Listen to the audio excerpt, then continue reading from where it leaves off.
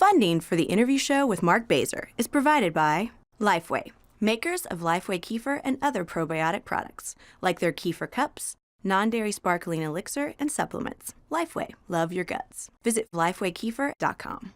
Lagunitas, beer speaks, people mumble, except on the interview show. And Field Notes, vintage styled, made in the USA, pocket notebooks, journals, and stationery products. Visit fieldnotesbrand.com. My first guest was a finalist on Top Chef and Iron Chef Gauntlet. She's also the chef at a great restaurant called Monteverde. Here is Sarah Grueneberg. I will tell you the moment that I was like, I gotta have Sarah on the show, and that's when I was watching episode 1 of Iron Chef Gauntlet. Okay. And you were asked by that guy who knows everything, but is not a chef, I don't think. He just knows everything. He does know a lot. He knows a lot. He's a know-it-all. But I'm sure a nice man. And he asked you to make some kind of, you're hesitating there, not a nice man? No, I'm trying to settle in already. All right. Here we go. So he asked you to make a woodsy, he asked everybody, there's a bunch of really good chefs, and it was like, here's a bunch of meat and a bunch of other stuff, and make something woodsy. Yes. Right. And then so Wild and woodsy. So you made something that had bacon on it, incorporated onto it. And he called you out. He said, hold on a second. There's no bacon or pigs in the woods like this. Yes. And to which you replied, I always take bacon with me. that's right. Brilliant. Anywhere I travel, there's some bacon. Yeah. That's just a first take kind of thing, right? Well, I don't even remember saying it, but I'm so glad I did. So one of the things that happens, I guess it happens on every episode, is that you're asked to make something in 30 seconds when it takes a minute to cook the meat through. Correct. And so you're screwed from the beginning. I mean, they've kind of set the odds against you. So are these games a series of mind games? It depends on the show. Okay. The first show I did was much more challenging. We didn't know when we were going to wake up in the morning, and we kind of, didn't. It was like you'd wake up with a camera in your face, and you were kind of on lockdown. You couldn't go home. You couldn't call your family. You didn't sleep. You didn't eat, and then you had food and booze. So yeah, that was much more mentally challenging.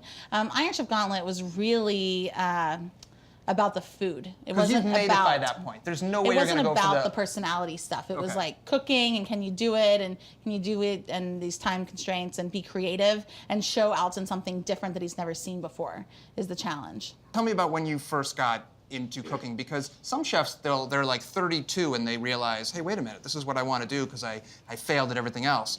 Whereas... Which is the wrong reason to go into chefdom. You got into it very young. You wanted to be a chef. I did. It saved my life. Really? How? Yeah. Well, I was that troubled teenager that just wanted to not be at school and cook, hang out with friends. That's not what most troubled teenagers want to do. Unless they're cooking meth. Well, no, that. I love cooking. I love meth. I love pasta. There might have been a little,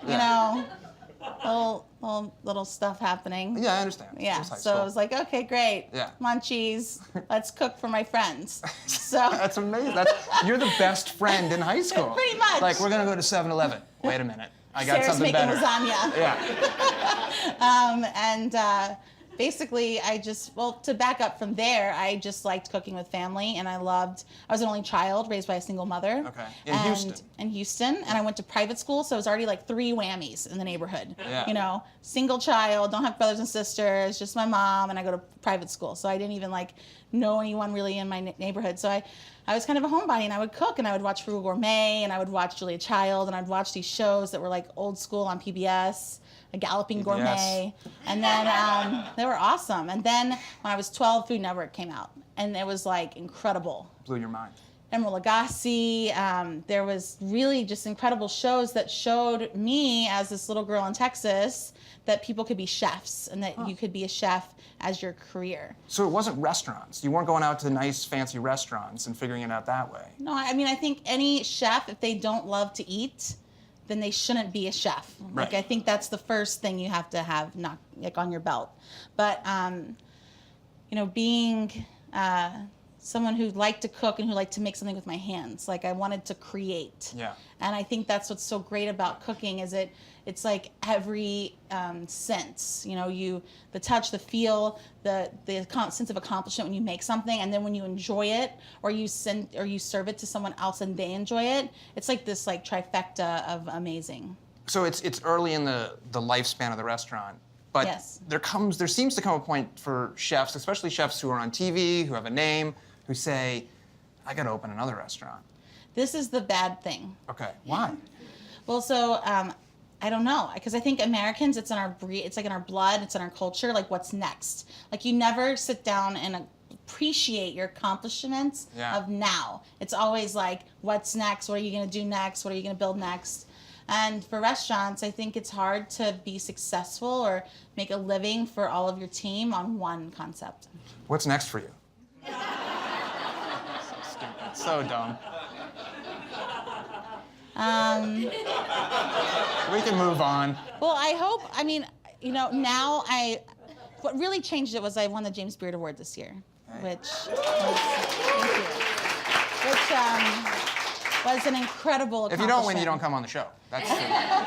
That was for the Great Lakes, right? Yeah, for Great Lakes, Best Chef Great Lakes, and that was like, whoa, now what's next? Yeah. Because that's one of my goals since I was little. Like I've been cooking professionally since I was 19, and now I'm 35, and like now I got that James Beard Award. Like, what's next? What am I gonna do next? And so now it's like, okay, let's open this, and let's do that, and I'd love to write a cookbook, and I'd love to do more, not just the day-to-day grind. Can we switch gears? Can we talk about pasta? Pasta, my favorite thing. That is your favorite thing. Yes.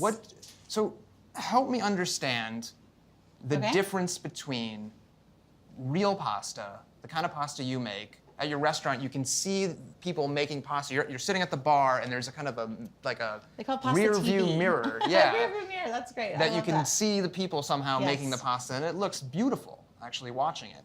The difference between that and I go to the store and I get a box of pasta that's, you know, what it is. Dry pasta. Dry pasta, and I throw it into a pot, I put a little salt in, and then a few minutes later... No oil in the water. I don't put oil in the water. Good, okay, good. It seems dangerous. And then I eat it and I enjoy it, but where am I missing out, or where is real pasta doing something that's not? I love dry pasta. I love boxed pasta. I think it serves its purpose.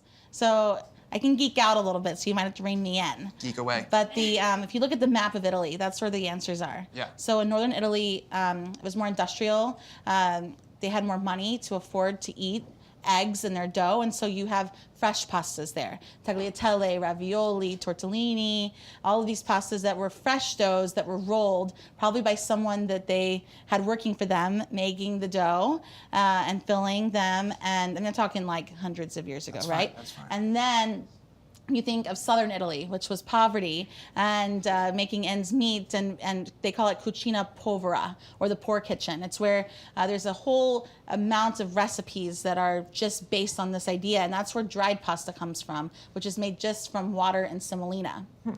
And so that dry pasta is for spaghetti, like carbonara, amatriciana, pomodoro, aglio olio. Those are those pastas. And then fresh pasta is more for filled pastas, or tagliatelle bolognese, or pasta with butter and parmigiano and pesto. And so I don't know if that answered your question, but each pasta, and that's the beauty of Monteverde, is we wanted to tell the story of pasta. So on our menu, you can get dried pasta from Tuscany, you can get our house extruded pasta that's made with semolina and water, or you can get our whole egg dough and egg yolk dough rolled and filled with different toppings. My God, that's a great situation you have at your restaurant. That's why I wanted to show pasta. Yeah. I mean, I think there's a lot of pizzerias in Chicago and the U.S. that show the dough, and you can make it to order. But the idea of handcrafting pasta, I think, is so incredible, and something that I fell in love with when I was in Italy, and I really wanted to bring that back.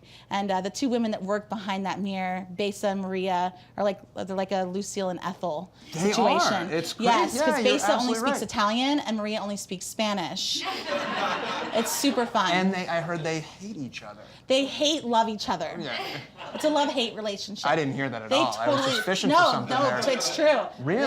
Yeah, Well, they're in competition for that light. Do they disagree? Do they disagree on method? Well, so Besa is an angel that came to us. She had made pasta in Bologna for 20 years.